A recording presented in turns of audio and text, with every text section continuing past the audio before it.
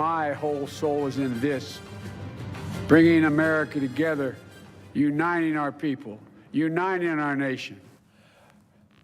Remember that? His whole soul. He promised before God a sacred oath that he would unite this country. You know, when he started invoking God and having no intention to make good on any of those promises, well, I think maybe the Lord Almighty is straightening him out right now, because what's happening to Joe Biden is humiliating. But let's face it, it couldn't be happening to a nicer guy, right? Joe deserves this for all the deception, for the crazy way he's handled this big job. I mean, I'm enjoying it, quite frankly. I hope he stays the nominee, because he is so much, he's definitely beatable, right? Beyond beatable. Anything can happen. I know we can't get overconfident, but I want him right where he is. At the same time, I don't know if I really do want that. It's kind of dangerous to have an invalid like this as president. You see, he's on this damage control tour. I was off on Friday, but I did watch the George Stephanopoulos interview. There were probably 1,000 more effective ways he could have answered this question, maybe 1,000,000. What did you do? Did you watch the debate? Do you remember this? Did you ever watch the debate afterwards? I don't think I did, no. Oh, he could have said, I didn't, I couldn't, it was too painful. Yes, I did, it was painful. I watched it, but with one eye open. I watched a little of it and I had to turn it off. He could have, I don't remember if I watched it or not. And this is the damage control tour. He is digging an even deeper hole. I don't care what the pundits say, somehow Joe is safe for now. I don't believe that. You know, the damage control tour continued this morning on the Morning Joe show. There's one soundbite everybody's playing, but I found others more interesting, like this one. The reason I've been out on the road so much, all over the country, and while Trump is riding around in a golf cart, filling out his golf cart before he even hits the ball. But anyway, he hadn't been anywhere in 10 days. Did you get what kind of joke or slam he was trying to say about golf? He said golf cart 3 times. I don't know what he meant. Nobody does. Donald Trump filling up the golf cart, more the golf cart, the golf cart. He wasn't, it was gibberish. And when he was kind of, you know, coherent, he was scary. I'm here for 2 reasons, pal. One, to rebuild the economy for hardworking middle-class people, give everybody a shot. Just a straight shot. Everybody gets a fair chance, number one. Number two, remember all this talk about how I don't have the black support? Come on, give me a break. Come with me. Watch. What if we don't want to watch? And I don't like the way he said shot. So he's here for 2 reasons: not uniting the country, not economic prosperity for all, the middle class, and showing that he has black support. That's quite the agenda, isn't it? And oh, by the way, your black support is crumbling. It's a fact of life. This is what it was in 2020. Here it is now, and the numbers still go down for you and improve for Trump. All right? This is dramatic. I'm watching the numbers, Joe. Got it? Watch this show. You might learn something. All right, so he's not a nice guy, and there are a lot of things going on right now. The conspirators who have, well, conspired to keep Joe's condition a secret from the American people. Now, if you watch this show, you know, but these guys, they can intimidate the fake news. They do. It somehow works with them. And let's name names here. Jake Sullivan, the National Security Advisor. Tony Blinken, the Secretary of State. The guy on the right there, up top, Jeffrey Zients, the Chief of Staff. Far left top, that's Klain, his name, Ron Klain, the former Chief of Staff, but he's still hanging around. This team, well, they brought us the Afghanistan defeat, right? You can blame these guys. It's one of the reasons why they're all still employed, because they're all responsible for this. And Joe's responsible. If somebody leaves and starts talking, you can't fire them. Does that make sense? They are the ones who brought us the debate as well.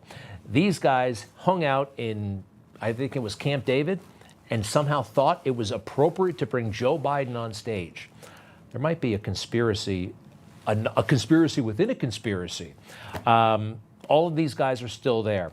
You know, Donald Trump made a good point about this. You gotta fire some people if you're a real leader. This guy hasn't fired anybody. He never fires. He should have fired every military man that was involved with the Afghanistan horror show, the most embarrassing moment in the history of our country. He didn't fire. Did you fire anybody? Did you fire anybody that's on the border, that's allowed us to have the worst border in the history of the world? Did anybody get fired? Notice that's one of the points where Joe is not making faces or anything like that. He's just kind of hanging his head in shame. So I don't think conspirators can just disappear because they all have knowledge of some really bad stuff they did. And they could kind of take each other out. If one of the conspirators is fired, they could turn on Joe. I think I'm onto something. And I want to talk about one of the conspirators in particular, Zients again, the chief of staff. This guy is a piece of work. This guy has been working very hard to keep things that the American people should know out of the public domain. And he's a bit of a snob, too. Check this out. While I love the private sector, there's no equivalent to sitting around a table and occasionally making a contribution to something that matters to tens of millions of people's lives. So that opportunity to do that again, I didn't think it would happen, but it was an instant yes. It's not the pay that you get from this job, right? No. No stock options. So, or carried interest, but That's a joke between rich guys. Zients, as the chief of staff, makes $183,000 a year. Actually, with a bonus, 168 up to 183. Okay, that is more than 95% of Americans. He makes more than 95% of the American people, and he's complaining publicly about his salary. He's worth, oh, by the way, more than $400 million and lives in a $12 million home, and he's still moaning about the pay. The guy he was talking to, another interesting, this is so swampy, all right, so swampy. The guy on the right there, his name is David Rubenstein. He's a multi-billionaire. And how did he get his start in the swamp? Well, he went to law school and then got a job on Capitol Hill and then got a job in the White House working for Jimmy Carter, right? You got to learn a lot from Jimmy Carter, leadership and the rest, the worst president in the world. Somehow he parlayed that into a fortune. An absolute fortune, $3.7 billion. He started something called the Carlyle Group. This is the kind of the royal family of the swamp. This place is weird and diabolical. And, well, listen to what the libs say about Carlyle Group. This is Michael Moore's film, Fahrenheit 9/11. The Carlyle Group is a multinational conglomerate that invests in heavily government-regulated industries like telecommunications, healthcare, and particularly defense.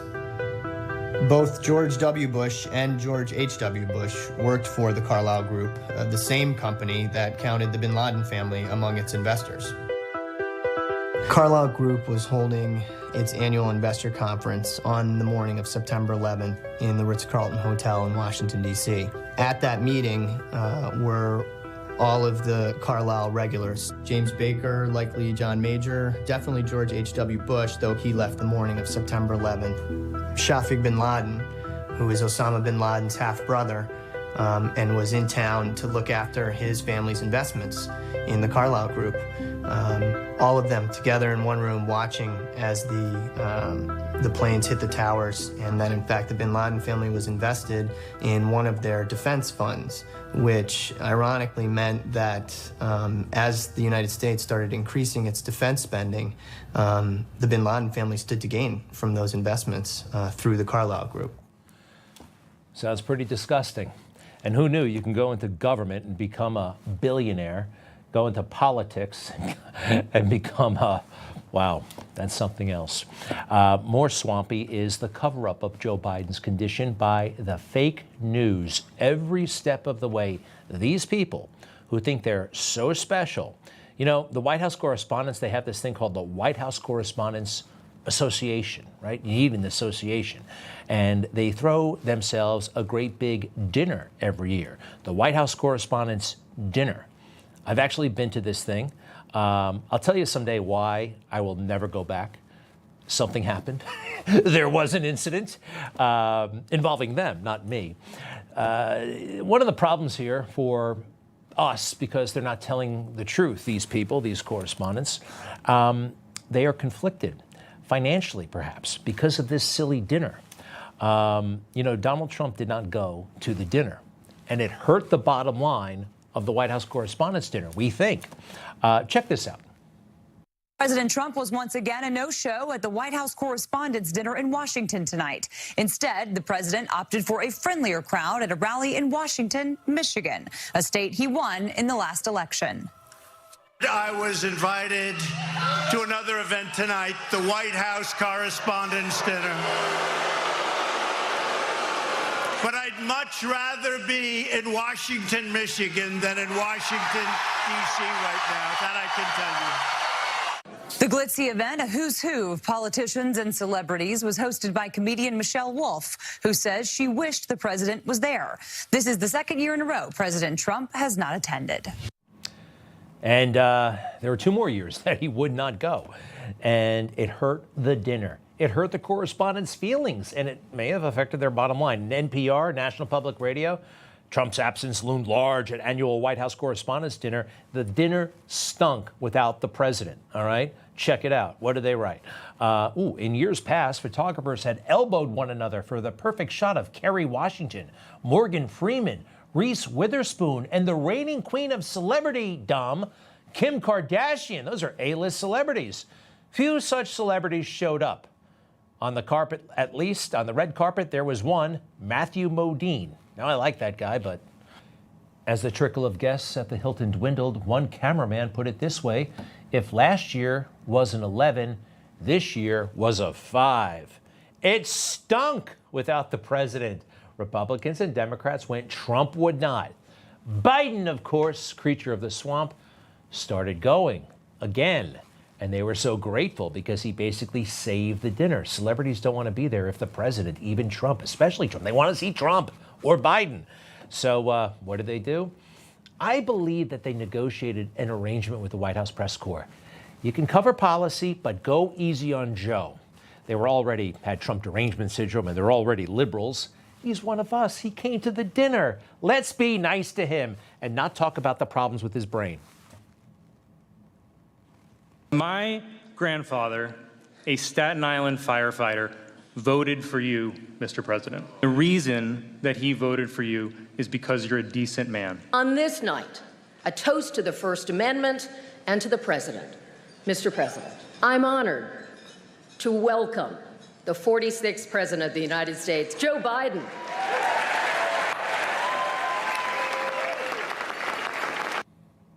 Wow, talk about starstruck, right?